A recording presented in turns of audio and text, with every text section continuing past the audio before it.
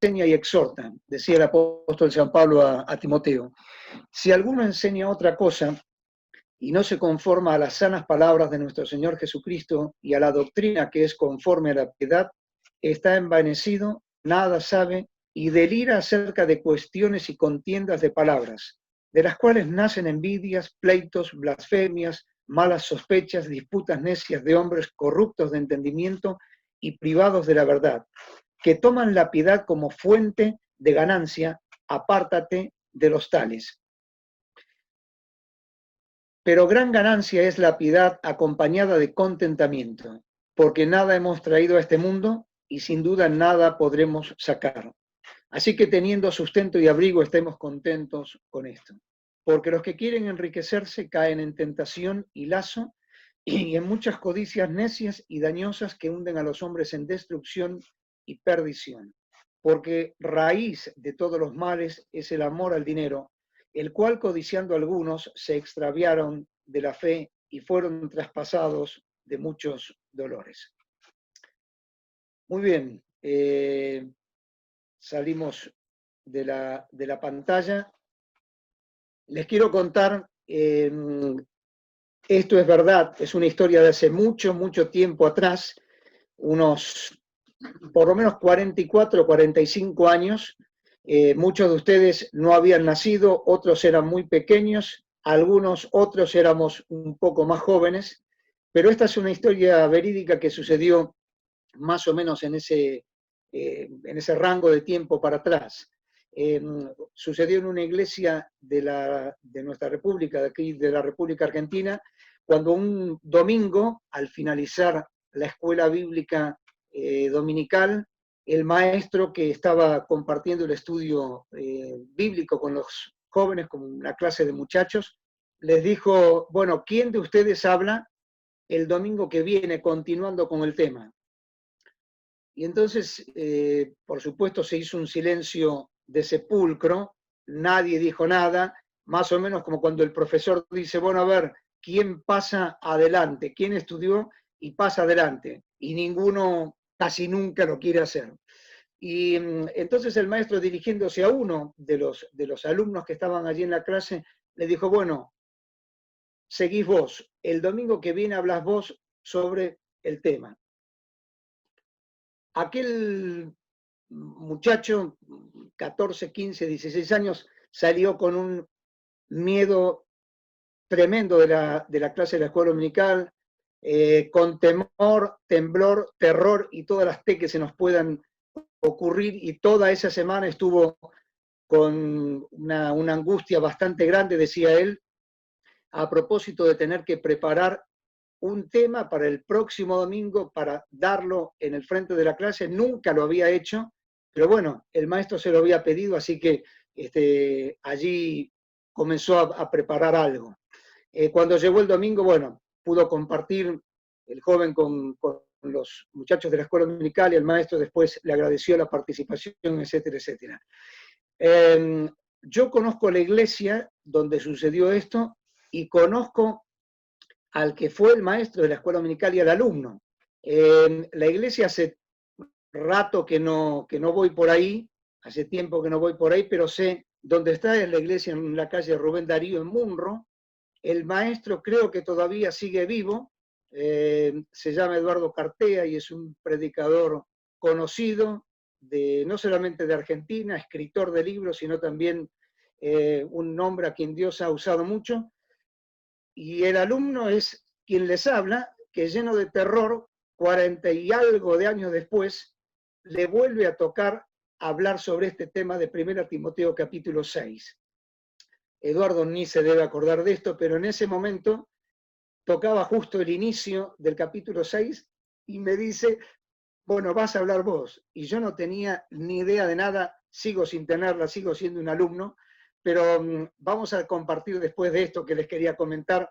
Tengo el mensaje guardado, ocurre que no lo puedo mostrar porque no sé en qué parte de la biblioteca está, porque estuve cambiando algunas cosas, pero en algún momento lo voy a volver a encontrar para que vean que esto sucedió y es verdad. Así que después de contarles esto, que me hizo mucho, mucho bien recordarlo, vamos a arrancar con el estudio de 1 Timoteo capítulo 6, que es lo que nos toca en este día.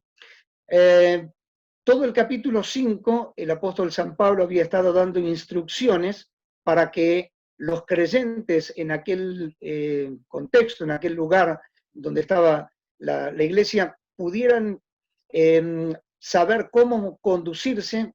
Recuerdan que Pablo le dice a Timoteo en el capítulo 3, te escribo estas cosas, tengo la esperanza de ir a verte, pero si no puedo ir, quiero que sepas cómo tienes que conducirte en la casa de Dios, que es columna y baluarte de la verdad. Entonces, Pablo le insta a Timoteo para que a su vez enseñe a los creyentes a cómo tienen que conducirse en la iglesia. Y finalizando este tema de las relaciones interpersonales que veíamos el jueves pasado, Timoteo va a concluir con instrucciones para los esclavos, instrucciones acerca de los falsos maestros, instrucciones acerca de las riquezas y unas instrucciones finales que le va a dar a Timoteo. Así que vamos a mirar en esta oportunidad, en los primeros 10 versículos, 3 conceptos, 3 distintas instrucciones acerca de los esclavos con respecto a los amos, acerca de los falsos maestros y acerca del dinero y de la piedad. Instrucciones para los esclavos. Como conclusión del trato que tenían que tener frente a los creyentes, a los que compartían la fe allí en la iglesia, el apóstol San Pablo reconoce que la esclavitud es un yugo. Ahora está, Diego, si querés colocar la imagen, yo después te indico. No, todavía no. No, la imagen, si querés parar y sacar la imagen mía, perdón.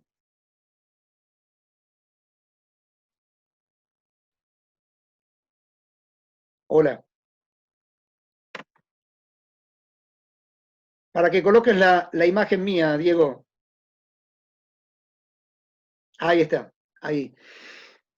Les decía que el apóstol San Pablo reconoce que la esclavitud es un yugo, porque dice a los que están sujetos al yugo de esclavitud. Alguien ha dicho, bueno, ¿por qué Pablo no se manifiesta en contra de la esclavitud? ¿Por qué no dice lo que piensa acerca de la esclavitud o lo que dice Dios acerca de la esclavitud? Es importante saber que Pablo no podía modificar el contexto en el cual está viviendo y escribiendo. ¿Por qué? Según la historia, habría en el Imperio Romano, en todo lo que era la jurisdicción del Imperio Romano, cerca de 60 millones de esclavos. Así que cualquier cosa que sucediera en semejante masa de personas podría originar un tremendo conflicto, una sublevación hubiera sido el origen de una guerra en la que hubieran muerto innumerable cantidad de personas. Así que Pablo no está defendiendo la esclavitud. Pablo está mostrando simplemente la condición de aquel que es esclavo frente a su amo. Y dice, tienen que tener una relación sana, sin ningún tipo de conflictos. En aquella época, insisto, era muy común el hecho de que la esclavitud se manifestara prácticamente en todo el orden de la sociedad. De hecho, la idea de Pablo es que podría, o la idea de los comentaristas acerca de la experiencia de Pablo al hablar, es de que habría muchos creyentes que serían esclavos durante la semana y tal vez con responsabilidad en las reuniones, en los fines de semana, y entonces estarían durante la semana bajo los amos y los días de reunión estarían con responsabilidades sobre sus amos. Es decir, una situación diferente unos días a los otros. Y entonces, frente a esa disyuntiva, Pablo lo que dice es, hermanos, tengan cuidado y respétense. Los que tienen amos, que son creyentes, los tienen que servir de una manera mucho mejor. ¿Por qué? Porque justamente son creyentes. Allí dicen los versículos 1 y 2, tienes que respetar a tus amos, y si encima de ser tus amos son creyentes, tienes que respetarlos aún todavía más. Ese era el trato que Pablo estaba diciéndole a Timoteo para que le enseñara a su vez a los creyentes allí en la iglesia. Es significativo que el versículo 2 termina diciendo, esto manda y exhorta. La idea de este concepto de exhortación que Pablo está citando aquí es la idea de la repetición. Ustedes saben que la repetición es una forma, diríamos, casi clásica del aprendizaje. Uno aprende repitiendo pensamientos, conceptos, ideas, lecturas, actividades. El proceso del aprendizaje es un proceso de repetición. Entonces, alguien dijo, los hábitos tienen un fundamento imposible de prescindir de él, que es la repetición. Y se escribió, aprender es repetir y repetir es aprender. Y entonces sí, ahora te pido, Diego, una frase de Aristóteles que puso, a ver si la podemos tener ahí en pantalla, dice, somos lo que hacemos repetidamente. Por tanto, la excelencia, decía Aristóteles, no es un acto, sino un hábito. Somos lo que hacemos repetidamente. Por tanto, la excelencia no es un acto, sino un hábito. Así que Pablo, gracias Diego, Pablo le está insinuando a los creyentes allí, tienen que ser exhortados permanentemente, repetidamente, acerca de cómo tienen que comportarse y conducirse. Esto manda y exhorta. En segundo lugar, hay instrucciones para los falsos maestros, y a partir del versículo 3, el apóstol San Pablo va a hablar acerca de estos falsos maestros, y quiero volver a recordar un concepto que está, sobre todo en la iglesia del primer siglo. La aparición de los falsos maestros era una dificultad que la iglesia permanentemente tenía que enfrentar. Y con el paso de los años, los falsos maestros siguen estando. Hay un escritor que se llama Warren Wiersbe, quien en uno de sus escritos dice, Satanás es un gran falsificador. Es falsificador porque presenta un mensaje diferente. Pablo habla de esto allí en Gálatas capítulo 1, menciona un evangelio diferente.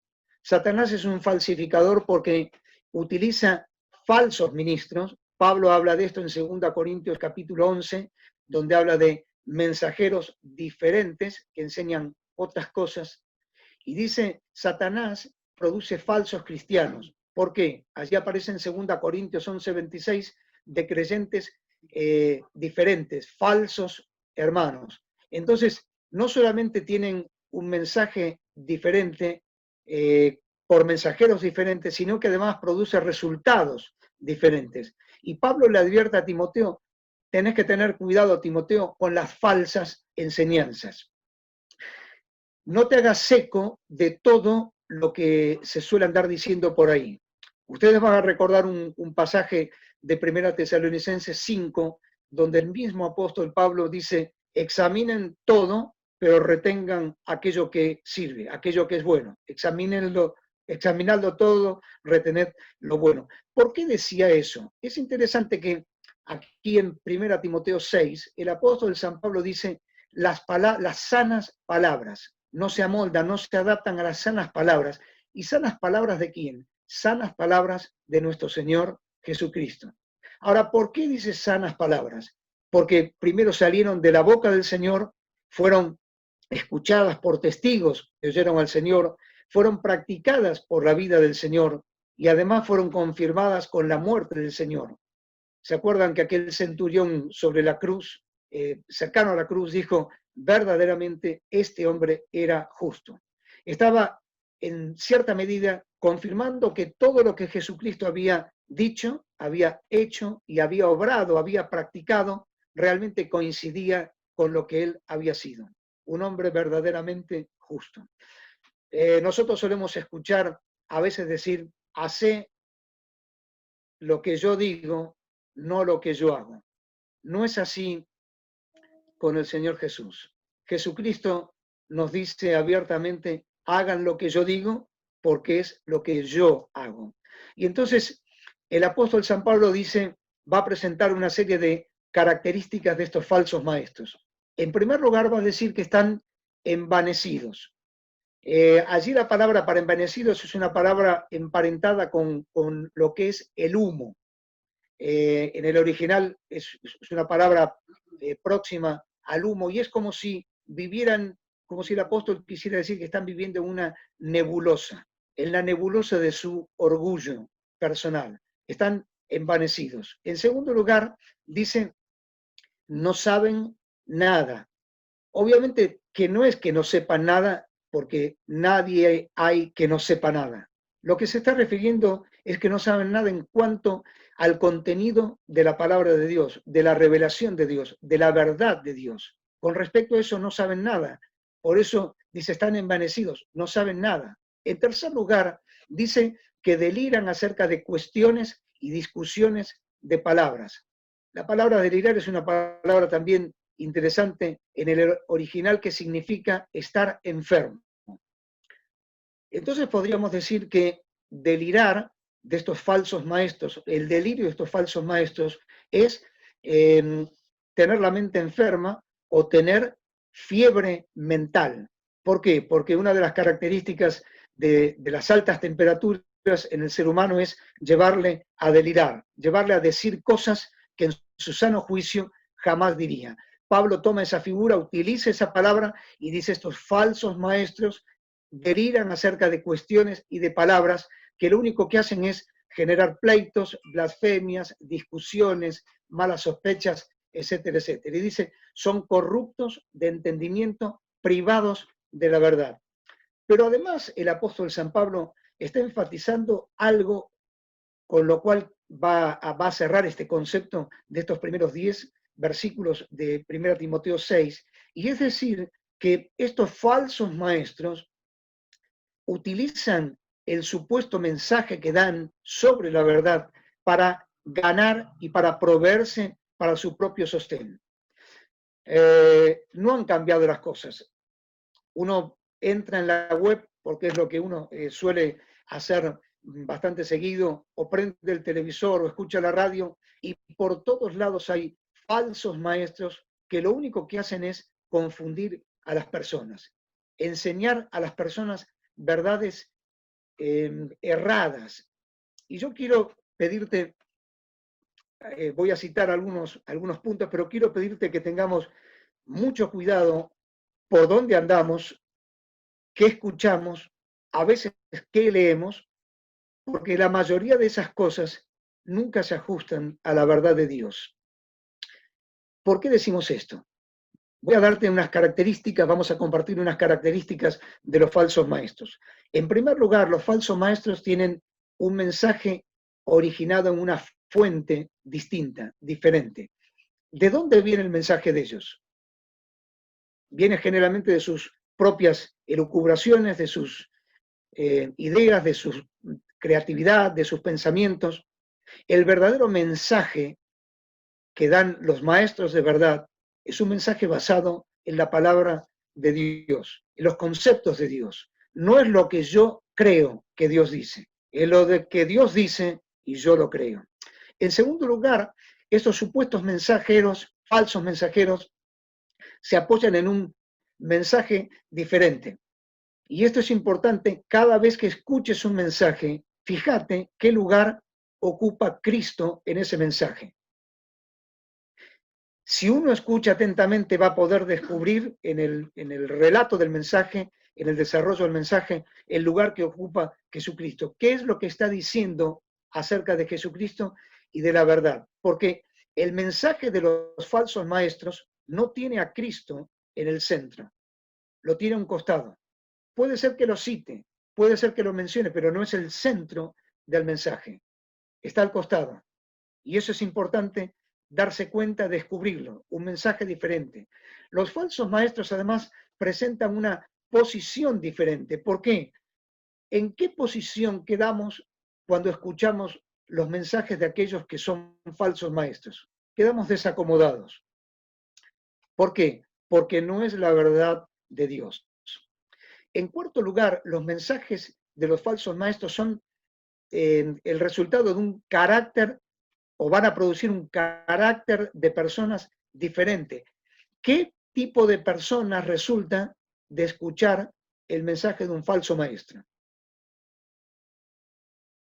Realmente una falsa fe, una falsa creencia, una falsa perspectiva de la verdad de Dios. ¿Por qué? Porque el carácter, el objetivo final con el cual terminan los mensajes de los falsos maestros es producir caracteres deficientes, pobres en cuanto a la verdad de Dios.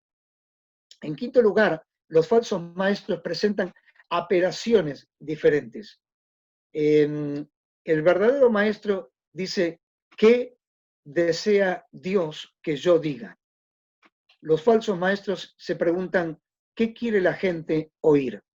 Y es algo muy distinto decir lo que Dios quiere que nosotros escuchemos a oír o a decir lo que la gente quiere escuchar. Hace un tiempo un par de años atrás conocí una iglesia donde se daba un mensaje basado en lo que la gente quería oír.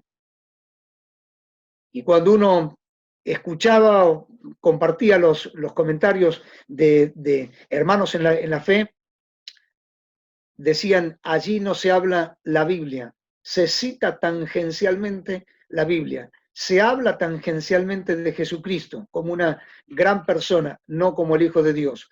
Los falsos maestros presentan apelaciones distintas, no es lo que la gente quiere oír, es lo que la gente necesita oír. En sexto lugar, presentan un fruto distinto. ¿Por qué? Porque el resultado de una falsa enseñanza no va a ser otra cosa que producir falsos resultados. Entonces necesitamos ser muy cuidadosos con eso. Por último, un final diferente.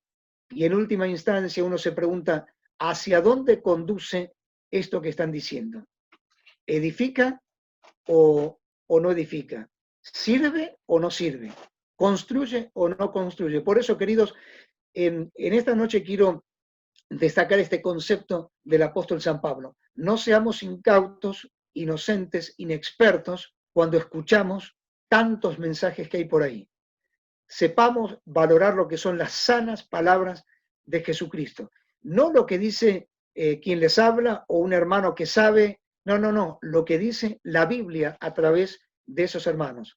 Necesitamos saber, entender y discernir lo que son los falsos maestros que siguen estando, desgraciadamente, cada vez más por todos los lugares.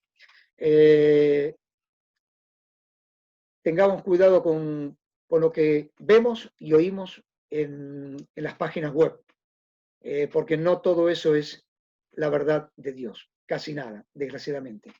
Por último, el apóstol San Pablo, uniendo este concepto de los falsos maestros, va a decir que lo más importante en la vida es la piedad y el contentamiento. Es decir, dice Pablo, teniendo sustento y abrigo, sustento en cuanto a lo que sería el alimento necesario para vivir, y abrigo en cuanto a la vestimenta y también al techo que puede estar cubriéndonos para estar protegidos. Dice Pablo, teniendo sustento y abrigo, teniendo alimento y ropa para cubrirnos y un techo donde estar cobijados, estemos contentos con esto. ¿Por qué? Porque nada hemos traído a este mundo y nada nos vamos a llevar. Y entonces Pablo dice, tienes que tener cuidado y enseñar estas cosas. Se cuenta que Alejandro Magno, aquel gran conquistador de la historia, tal vez una de las mentes más brillantes que tuvo la historia de la humanidad, pidió en su lecho antes de morir, pidió a aquellos que estaban junto a él que pudieran colocarlo en un ataúd que tuviera a los costados unos agujeros por donde salieran sus brazos y que sus brazos quedaran colgando con sus manos abiertas para demostrarle a los hombres que aquel gran emperador, aquel gran conquistador que había conquistado todo, había ganado todo, que tenía sus manos llenas de poder y de gloria, nada se podía llevar de este mundo. Y así lo sacaron. Dice que caminaron con las manos por fuera de su ataúd para demostrarle a todos que había venido sin nada a este mundo y se iba sin nada.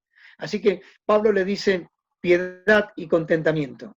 La idea del contentamiento es estar satisfechos con uno mismo, no con uno mismo como individuo, sino con no necesitar demasiado para uno mismo. Esa es un poco la idea. Necesitar lo que realmente se necesita, no más. Obviamente que a todos nos gusta tener el dinero porque el dinero da posibilidades, da oportunidades, da un montón de cosas, pero tenemos que tener cuidado. Si tenemos sustento y abrigo, es más que suficiente. Allí sí te quiero pedir, Diego, una placa que es muy interesante, que dice, por ser Dios, alguien escribió una frase muy buena que decía, por ser Dios, lo único necesario, ninguna otra cosa es suficiente. Por ser Dios, lo único suficiente, ninguna otra cosa es necesaria. Avanzar, ahí está. Vuelvo a leerla. Por ser Dios, lo único necesario, ninguna otra cosa es suficiente. Por ser Dios, lo único suficiente, ninguna otra cosa es necesaria. Gracias.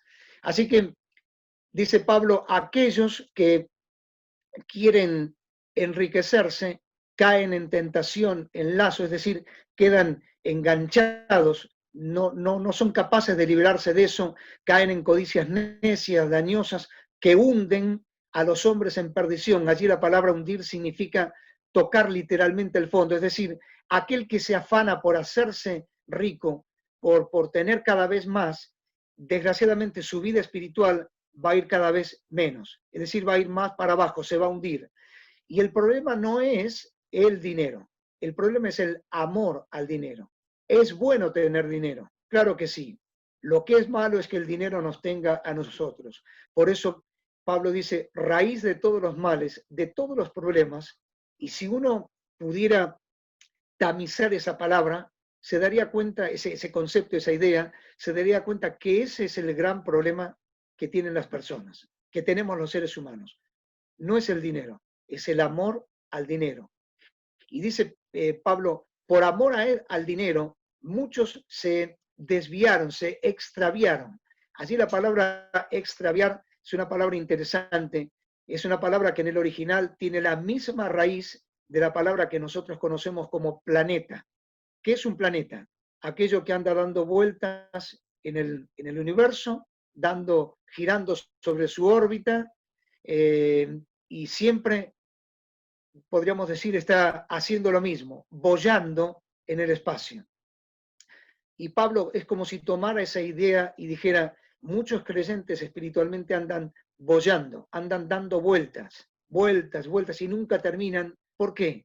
Porque han amado al dinero y por amar al dinero se han extraviado, han perdido lo más importante que es la práctica de la fe. No está hablando de aquí de pérdida, de una negación absoluta de la fe, sino de un extravío, es decir, de una conducta de la cual muchas veces es difícil volver.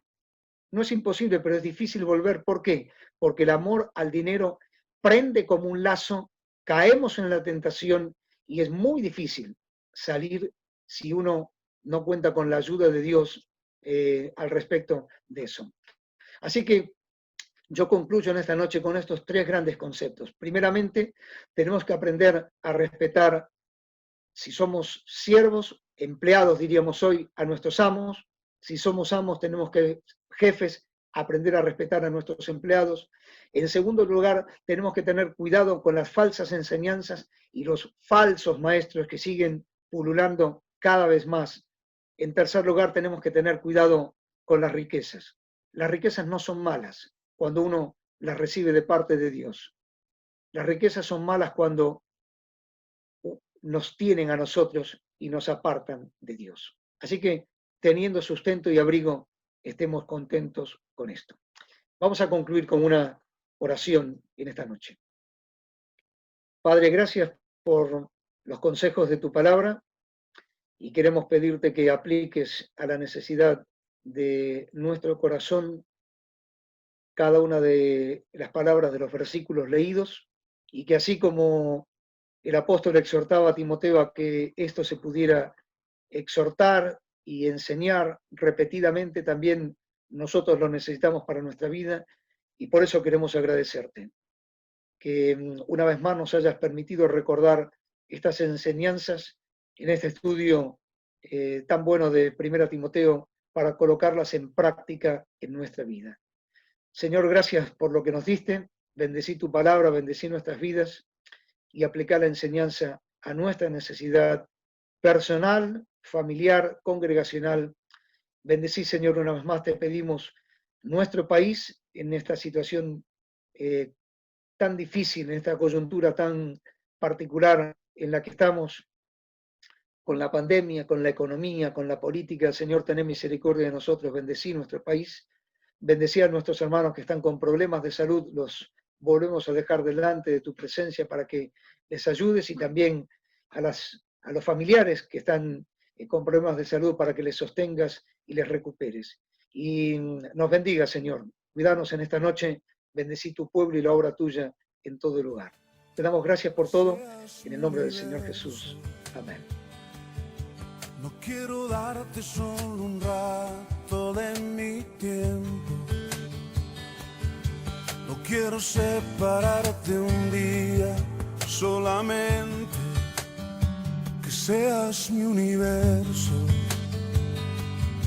No quiero darte mis palabras como gotas. Quiero un diluvio de alabanzas en mi boca. Que seas mi universo.